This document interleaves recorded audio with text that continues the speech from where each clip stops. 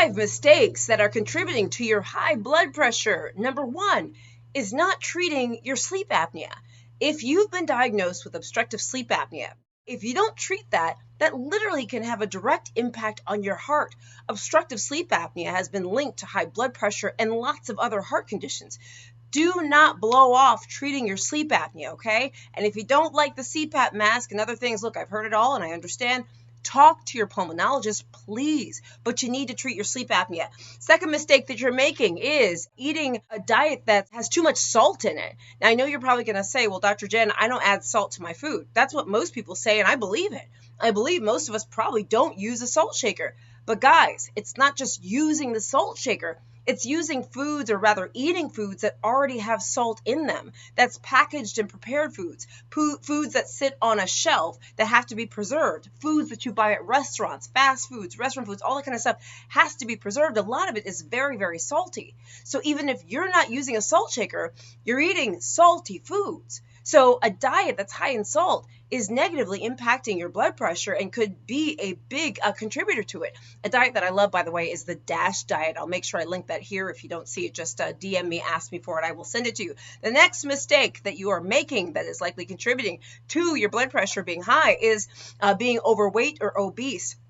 Literally, by losing a certain amount of weight, you can, well, many people, let me say, can lower their blood pressure. That's right. Okay, just by losing weight, many people are able to lower their blood pressure. It is huge. It is big. And being obese, overweight is a risk factor for developing high blood pressure and so many other things. So maintaining a healthy diet is very, very important. The next thing is not exercising. Actually, the act of exercising is so good for our heart. It's also good and protective for our blood pressure. So get out there and start exercising in whatever way makes sense for you. The fifth mistake I want to discuss today, things that are increasing your blood pressure that you may not even know, is alcohol and tobacco. Okay, alcohol use, we only recommend drinking alcohol in moderation. Alcohol in excess can absolutely increase your blood pressure. So can tobacco, smoking, and things like that, okay? We don't want any of that. So those are 5 things, guys, that literally can impact your blood pressure. Now, I do want to give a sort of a disclaimer.